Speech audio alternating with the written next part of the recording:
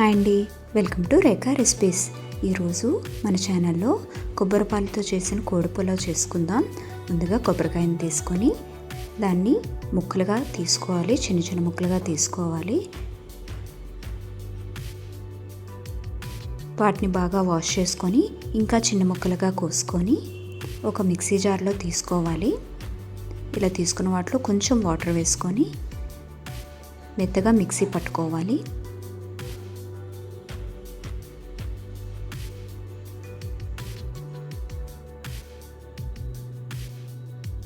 ఇలా మిక్సీ పట్టుకున్న దాన్ని స్ట్రైనర్లో తీసుకొని కొంచెం వాటర్ యాడ్ చేసుకోవాలండి. యాడ్ చేసుకున్న దాన్ని బాగా వడకట్టుకోవాలి. కొంచెం గట్టిగా అదిమితే వాటరు కొబ్బరి పొడి సపరేట్ అయిపోతుంది.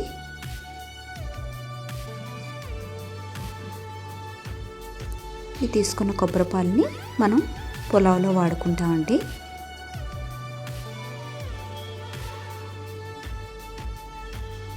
ఇప్పుడు చికెన్ తీసుకొని హాఫ్ కేజీ చికెన్ తీసుకొని సరిపడా సాల్ట్ వేసుకొని అందులో పచ్చిమిర్చి కారం సరిపడా ఉన్న పచ్చిమిర్చి తీసుకొని మిక్సీ పట్టుకొని ఆ పచ్చిమిర్చి పేస్ట్ని కలుపుకొని ముందుగా నానబెట్టుకొని ఒక హాఫ్ అన్ అవర్ నానబెట్టుకోవాలండి. వాటిని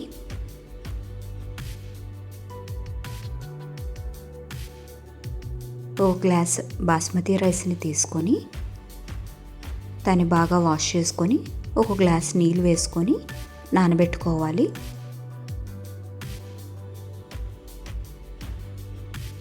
ఇలా 1 అవర్ నానబెట్టుకొని పెట్టుకోవాలండి. చికెన్తో పాటు రైస్ని కూడా నానబెట్టుకోవాలి. ఇప్పుడు ఒక కుక్కర్ తీసుకొని అందులో ఆయిల్ వేసుకొని మసాలా దినుసులు, లవంగా, షాజీరా, బిర్యానీ ఆకు, యాలకులు చేసుకోవాలి. ఇలా ఫ్రై అయిన వాటిలో కొంచెం అల్లం వెల్లుల్లి పేస్ట్ వేసుకొని పచ్చివాసన పోయినంత వరకు వేయించుకోవాలి. ఇందులో ముందుగా కలిపెట్టుకున్న చికెన్ని పచ్చిమిర్చి సాల్ట్ వేసుకొని కలిపెట్టుకున్న చికెన్ని వేసి బాగా ఫ్రై చేసుకోవాలి. పుదీనా, కొంచెం కొత్తిమీర వేసుకొని బాగా కలుపుకోవాలి. దీనిలో మగ్గినట్టయితే మంచి అరోమా టేస్ట్ వస్తుంది. మూత పెట్టుకుంటే చికెన్లో ఉన్న వాటర్ మనకి వచ్చి ఆ వాటర్తోనే చికెన్ కొంచెం మనకి 80% వరకు వేగుతుంది.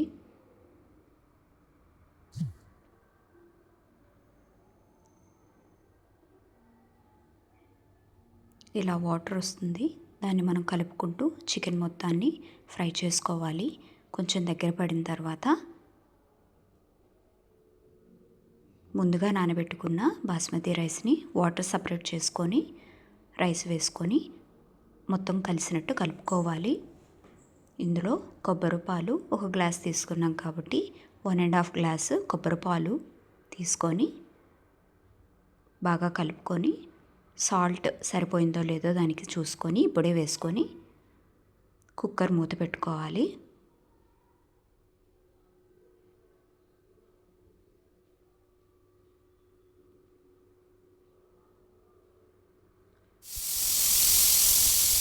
విజిల్ పెట్టుకొని 2 విజిల్ వచ్చిన తర్వాత స్టవ్ ఆఫ్ చేసుకోవాలి.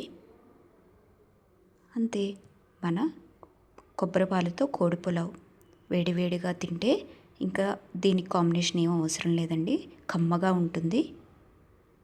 మైల్డ్ స్పైస్తో యమ్మీగా కమ్మగా తినొచ్చు.